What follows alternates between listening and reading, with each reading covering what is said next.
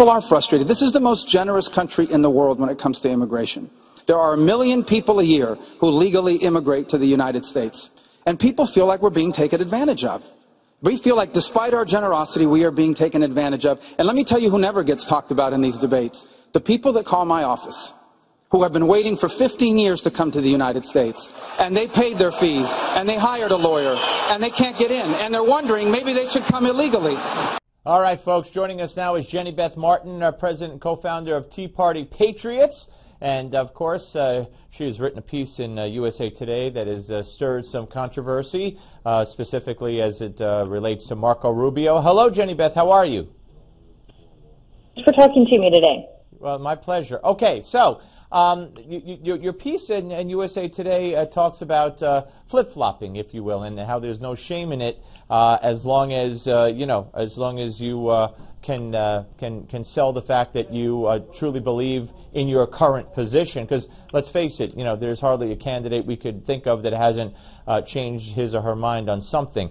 But you specifically address, among others, but specifically I think focus on Marco Rubio, and to the words we just heard from the Fox debate. He, of course, as you put it, famously was a member of the Gang of Eight that wanted to provide a path to citizenship for illegals.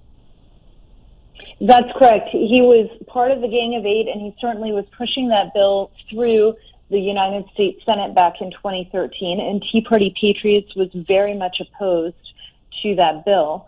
He is now saying that he thinks that the border must first be secure, and that he understands that people around this country need to see that the border is secure before they can talk about anything else that happens with immigration. And that is it's a step in a different direction than what he was saying in 2013. And it's what the grassroots activists around the country, and especially in Florida, where he's a senator, have really worked hard to make sure that he understands. There's a very huge distrust between the people of this country believing that the border will actually be secure when bills are passed, because we've been promised this in the past, and it just simply has not happened. Right. The immigration laws are there. The doctrine to or the law that says that, or the bill that says you have to build the wall is there. Nothing gets done. So let me ask you, who do you trust on immigration? Who do I trust on immigration? Well, I think that Senator Sessions has been a huge champion and has been very, very consistent on his stance with immigration. When it comes to what I wrote and the stance about Marco Rubio, and I also mentioned Scott Walker in the piece, the fact is it's good that Rubio is saying more of what we want to hear him say, but we just like we want to verify that the border is secure, we want to verify that he actually means what he says. So when a politician changes their position because of grassroots outreach and influence, that's a good thing. And then we want to see that they actually really mean it and they're going to follow through with it, and not that they're just doing it to get votes and then they'll go back and do something different if they get the votes and are elected to the same position or another position. No, absolutely. Is there a Republican presidential candidate, though, that you look at, including Rubio, and you say, well, I like his, I believe him on immigration. I think he'll do the best. He's more like-minded to me and my members than the others on immigration. I mean, could Donald Trump be one of those, or be the person? I mean, who do you think is in line with you?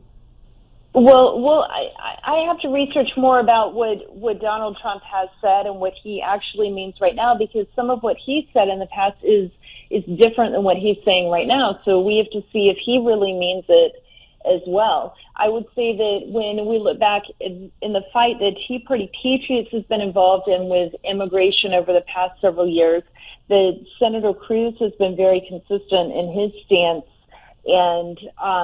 and we appreciate that. And even Senator Cruz had a different position than we did on the TPA bill with the Trans-Pacific Partnership a few weeks ago, and he wound up changing his vote and his position largely because of grassroots influence. And when they do that, that's a good thing. Yeah, absolutely. All right, Jenny Beth Martin, thank you very much for talking with us. Appreciate it. Thank you. All right, my pleasure. Yeah, folks, it's it is hard. It is hard to navigate the various stances of various candidates who have changed position on a key issue over the years, or on a dime in some cases.